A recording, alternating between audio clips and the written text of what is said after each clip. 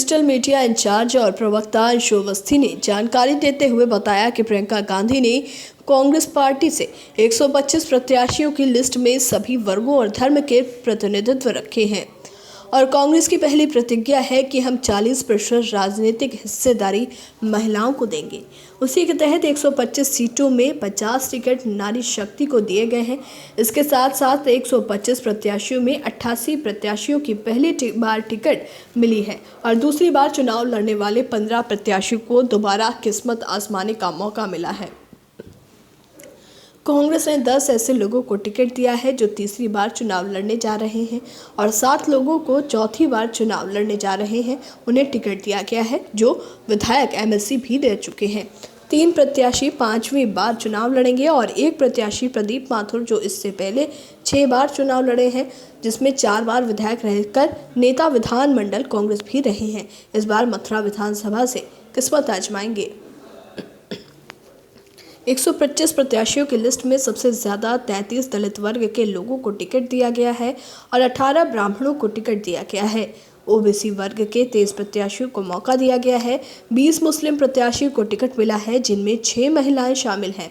3 सिख और ठाकुर वर्ग में 14 प्रत्याशी और वैश्य समाज के 10 लोगों को प्रत्याशी बनाकर कांग्रेस ने सभी वर्गों को प्रतिनिधित्व देने की पहल की है।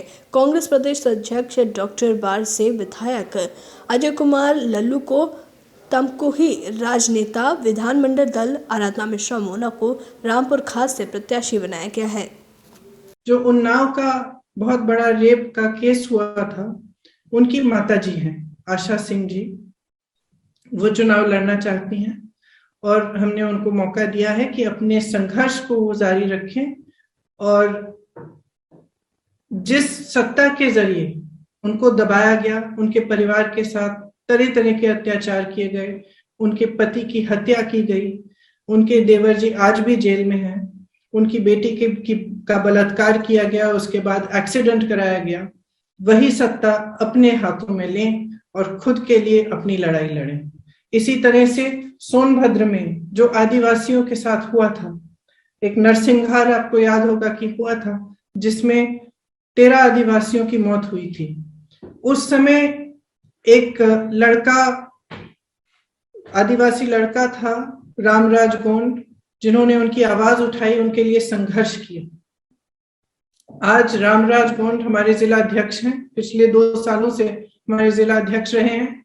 उन्होंने राजनीति करनी शुरू की और आज वह सोनभद्र में उम्भा से वह खड़े होंगे और इस संघर्ष को जारी रखेंगे। इसी तरह से आपको मालूम होगा कि आशा बहनों ने कोविड के समय कितनी बड़ी इस देश की सेवा की कि अपने जीवन को ध्यान में न रखते हुए घर घर गई, सेवा की, जिसको कोरोना था दवाइयां पहुंचाई और उनका मानदेय कभी बढ़ाया नहीं गया। उस मानदेय को बढ़ाने के लिए एक संघर्ष किया गया था। इसमें पूनम पांडे हम ये संदेश देना चाहते हैं कि राजनीति का असली मकसद जो है सेवा है। राजनीति में जो लोग आते हैं उनका मकसद यही होना चाहिए। ये सही है कि काफी हद तक ये बदल चुका है, लेकिन हम एक बार फिर उसको बदलना चाहते हैं और एक नई राजनीति सामने लाना चाहते हैं। ये हमारा संदेश है। हमारी सूची में कुछ हमारे पार्टी के कार्यकर्ता ऐसे हैं जो बार बार चुनाव लड़े हैं, जो मजबूत कार्यकर्ता हैं, कुछ लोग हो सकता है बाहर से भी हैं, तो एक मिक्स्ड लिस्ट है। आपने आयाराम गयाराम की बात की, ये हर चुनाव में हमने देखा है, हर पार्टी में देखा है। कुछ लोग आते हैं, कुछ लोग जाते हैं, कुछ लोग घबरा जाते हैं कि हो सकता है कि उनको लगे कि हम यहाँ से नहीं जीतेंगे, वहां चले जाएंगे। ये बहुत होता है, हर चुनाव में होता है। मुझे नहीं लगता कि ये एक ऐसी चीज है जिससे किसी भी पार्टी को घबराना चाहिए।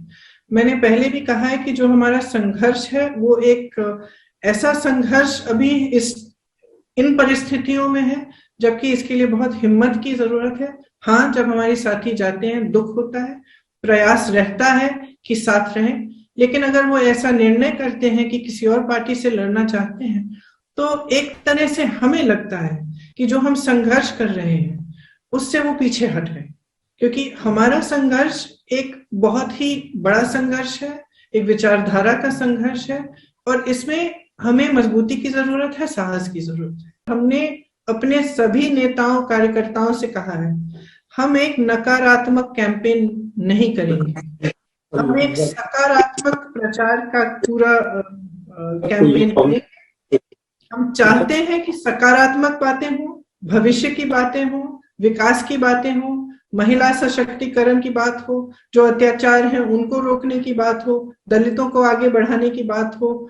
हम चाहते हैं कि पूरा जो उत्तर प्रदेश का समाज है उसको एकता, एक समान दृष्टि से देखकर उनको आगे बढ़ाया जाए, जो प्रदेश की समस्याएं हैं उनको हल किया जाए ताकि प्रदेश आगे बढ़े। देखिए, आप 80 और 20% की बात करते हैं, रोजगार, जितने नौजवान यूपी में आज बेरोजगार हैं उनका प्रतिशत क्यों नहीं गिना जा रहा है?